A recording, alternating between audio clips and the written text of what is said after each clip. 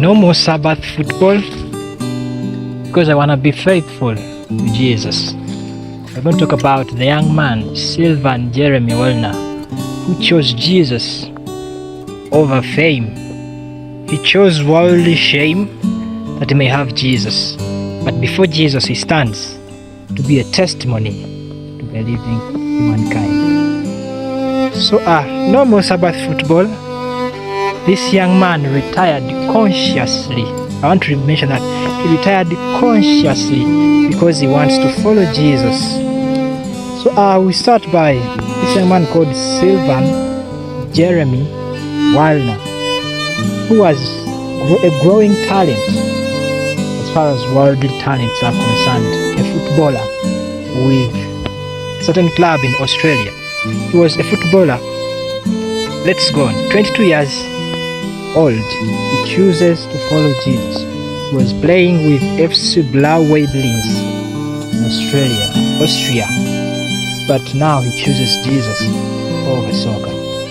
Born 15th January 2022, a former Swiss international footballer, playing for Zurich, one of the biggest clubs in Switzerland, retires from football just 1 week ago. This is when things happened. So what can we learn from Wallner, Silvan, Jeremy?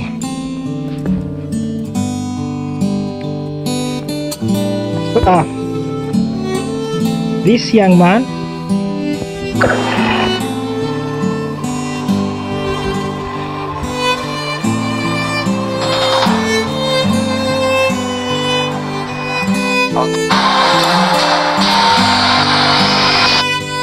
football was his source of life. He was in a career of becoming one of the greatest footballers in the world. But Graphic Online says, I want to follow Jesus. 20-year-old announces retirement from football. He looks tyrant, but he chose to follow Jesus. This young man, after the money that was promised and the career success that he would ascend to, he chooses Jesus. Swiss midfielder Silvan Wallner has announced his retirement from professional football at the age of 22, citing he desires to follow Jesus Christ and observe the Sabbath. So Graphic Online goes on to headline for us. It says, "This is my personal conviction," says Wallner, "which I have reached in the last few days. I am not yet a member of any church. I say a big thank you to all the people who have accompanied and supported me in my sporting career." Wallner has played 5 times for Blauweiblins this season. In his last game, a 1-2 defeat against CSV Hartberg at the end of October. Additionally, Wallner was part of Swiss under-21 national. That's some of what he has accomplished as a footballer. But in a statement released by Blauweiblins, Wallner said, "I am a devout Christian and I read the Bible. I make my own decisions about my life. I wish to follow Jesus, and as a result, the biblical day of rest has become important to me. As a footballer, this means that I no longer want to play professionally on Saturdays." That's the choice that Wallner took for Jesus. Not for anyone, but for Jesus. Many headlines wrote a number of, Adventists today, they acknowledged this choice. Promising Swiss footballer star chooses Sabbath over success. Would you choose Sabbath? Would you choose Jesus over success? Now, this was a career. Presumably, money was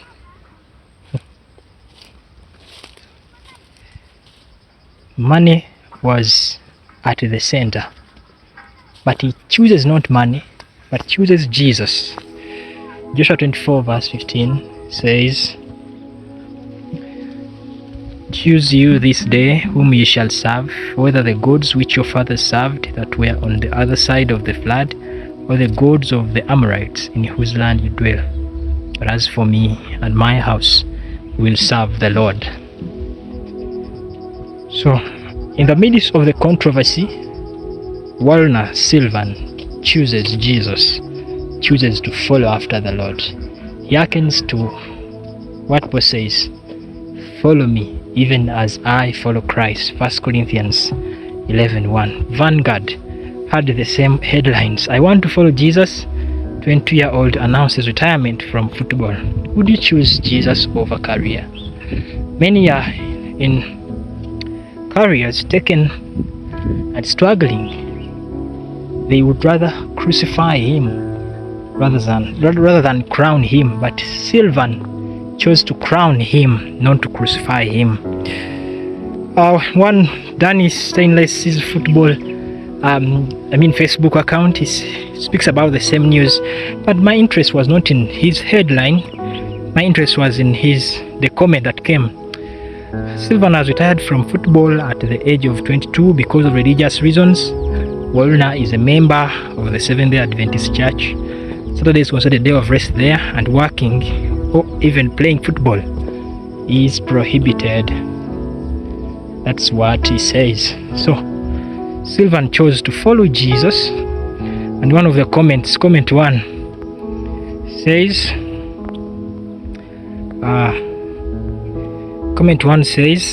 thank you for being an example to other footballers. Yet another person says, see this, where you retired from what bring food to your table because of religion?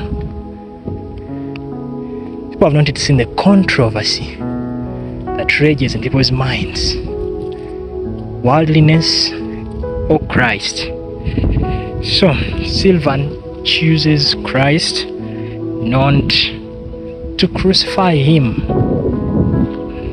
So in a conflict to decide whether Job or Jesus, we have an example of Simon and his brother Andrew in Matthew chapter 4, verse 18 to 20.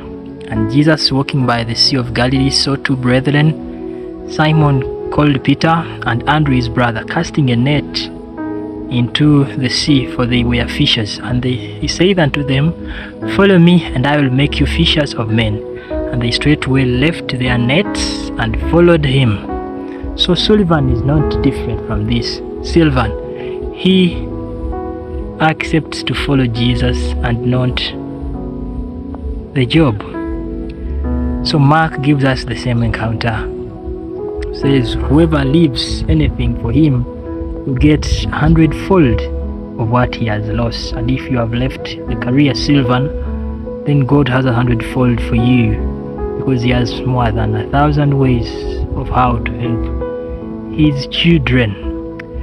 So, and that's actually the real act of faith. Hebrews 11:1. Now faith is the substance of things hoped for, the evidence of things not seen. Even so faith, if it hath not works, is dead, being alone. Yea, a man may say, thou hast faith, and I have works. Shew me thy faith without thy works, and I'll shew thee my faith by my works. James 2:17. James 2:19 up to 20. Thou believest that there is one God, thou doest well. The devils also believe and tremble. But wilt thou know, O vain man, that faith without works is dead? So what is work? Works depend on obedience to the will of God. And by study, Silvan understands that the commandments of God are for us to obey. He chooses Jesus, not the Job. No more Sabbath football. So whoever is thinking that Silvan is foolish for what he has done is because he's still carnal. Silvan is living spiritual. Says, but the natural man understandeth not the things of the Spirit, for they are foolishness unto him. Neither can he know them, because they are spiritually discerned. So many of even Seventh-day Adventists are critiquing his decision because maybe a lot of money was promising. But Silvan, following Jesus, he chooses to follow Jesus, and you and I should copy a leaf from him. Well, he goes to some of the examples I know who chose Jesus, to obey Jesus rather than to obey man. This man is called Desmond Doss, conscious objector. He went to the army and he told them, I won't hold a gun. He saved 75, if I'm not mistaken, without a gun. He was just a doctor.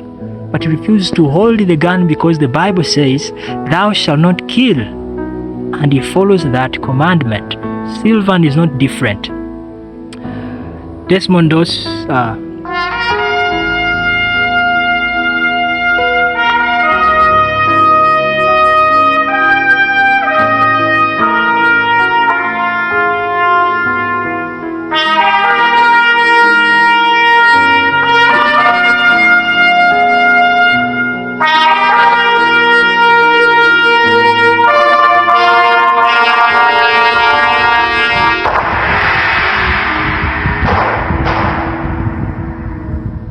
My dad bought this Ten Commandments and the Lord's Prayer illustrated on a nice frame.